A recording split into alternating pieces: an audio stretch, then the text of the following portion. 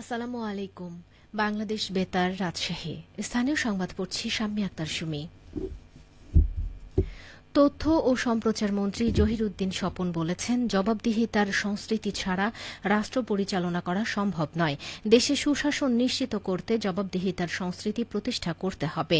তিনি গতকাল গৌরনদী উপজেলা প্রশাসনের আয়োজনে উপজেলা পরিষদ অডিটোরিয়ামে প্রশাসনের কর্মরত সরকারি কর্মকর্তা কর্মচারীদের সাথে মতবিনিময় সভা ও ইফতার মাহফিলের প্রধান অতিথির বক্তৃতায় এসব কথা বলেন।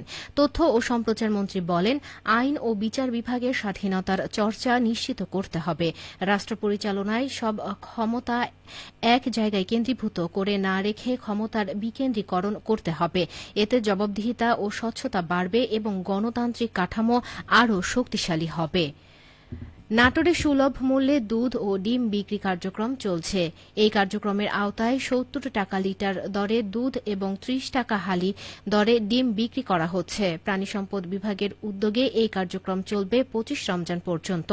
প্রাণিসম্পদ বিভাগ সূত্রে জানা যায়, রমজান মাসের প্রথম দিন থেকে জেলা প্রাণিসম্পদ কার্যালয় চত্বরে সুলভ মূল্যে দুধ ও ডিম বিক্রি করা হচ্ছে। প্রতিদিন গড়ে ১০ লিটার দুধ এবং ৬০০ পিস ডিম বিক্রি করা হচ্ছে। জেলার গুরুদাসপুর, বড়াইগ্রাম, সিংড়া, লালপুর এবং বাগাতিপাড়া উপজেলা প্রাণিসম্পদ কার্যালয়ও একই কর্মসূচি বাস্তবায়ন করছে।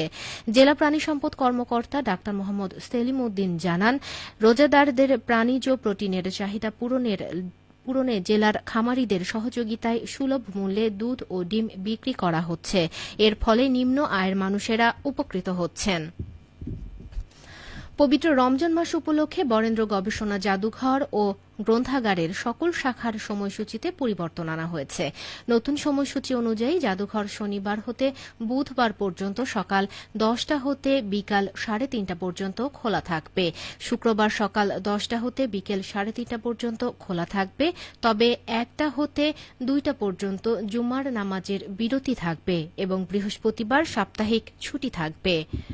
বগুড়ার শাহজাহানপুর উপজেলার মালদা কাজীপাড়ায় আরএসি ইন্ডাস্ট্রি নামের একটি মশলা কারখানায় অভিযান চালিয়ে ৩ লাখ টাকা জরিমানা এবং একজনকে ১ মাসের বিনাশ্রম কারাদণ্ড প্রদান করা হয়েছে।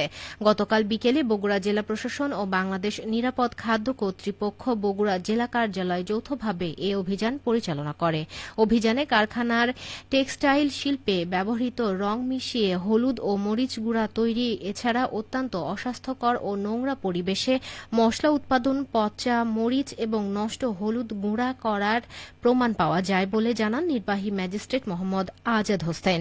এ সময় ভ্রাম্যমাণ আদালত নিরাপদ খাদ্য আইনে কারখানার মালিককে ৩ লাখ টাকা জরিমানা করে। একই সঙ্গে একজনকে ১ মাসের বিনাশ্রম কারাদণ্ড প্রদান করা হয়।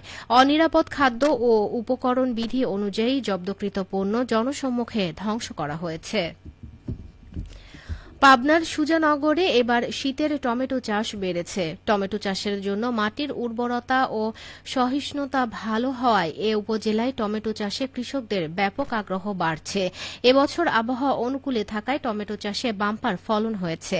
সুজানগর কৃষি অফিস সূত্রে জানা গেছে, উপজেলায় এবছর ৫৫০ হেক্টর জমিতে টমেটোর আবাদ হয়েছে, যা লক্ষ্যমাত্রার চেয়ে বেশি। পাবনা সুজানগর উপজেলার কৃষি অফিসার আসাদুজ্জামান বলেন, উপজেলায় টমেটো আবাদ বৃদ্ধি করতে কৃষকদের সার, বীজ ও বিভিন্ন পরামর্শ দিয়ে উদ্বুদ্ধ করা হয়েছে। নতুন নতুন জাতের টমেটো চাষ হয় এই উপজেলায়। এবার ফলনও খুবই ভালো হয়েছে। দামও ভালো পাওয়ায় কৃষকদের মাঝে আগ্রহ বাড়ছে। খেলার খবর, ক্রিকেট শুরু হয়েছে বাংলাদেশ ক্রিকেট লিগ বিসিএল। ৫০ ওভারের এই টুর্নামেন্টের প্রথম ম্যাচে এখন ব্যাট করছে সেন্ট্রাল জোন। সকালে রাজশাহী বিভাগীয় স্টেডিয়ামে টসে জিতে সাউথ জোন সেন্ট্রাল জোনকে ব্যাটিং করার আমন্ত্রণ জানায়। শেষ খবর পাওয়া পর্যন্ত তারা ২৭ ওভারে ২ উইকেট হারিয়ে ১২৮ রান করেছে। এদিকে বগুড়ায় অবস্থিত শহীদ চান্দু স্টেডিয়ামে নর্থ ও ইস্ট জোনের মধ্যকার ম্যাচ অনুষ্ঠিত হচ্ছে। আগামী ২৬ ফেব্রুয়ারি সকাল ৯টায় রাজশাহীতে নর্থ ও সাউথ জোনের এবং বগুড়ায় ইস্ট ও সেন্ট্রাল জোনের মধ্যে খেলা অনুষ্ঠিত হবে। ২৮ ফেব্রুয়ারি সকাল ৯টায় রাজশাহীতে নর্থ ও সেন্ট্রাল জোনের এবং বগুড়ায় ইস্ট ও সাউথ জোনের মধ্যে ম্যাচ অনুষ্ঠিত হবে। ৩রা মার্চ ঢাকার শেরেবাংলা ন্যাশনাল ক্রিকেট স্টেডিয়ামে অনুষ্ঠিত ফাইনাল ম্যাচের মধ্য দিয়ে পর্দা নামবে ১২তম বিসিএল এর। সবশেষে আবহাওয়া।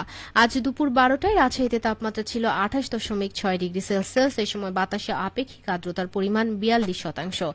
রাজশাহী ও পার্শ্ববর্তী এলাকায় আজ ইফতার সন্ধে 6টা 6 মিনিটে এবং আগামীকাল সেহরির শেষ সময় ভোর 5টা 15 মিনিটে। সংবাদ শেষ হলো। আমাদের পরবর্তী সংবাদ দুপুর 2টা 5 মিনিটে।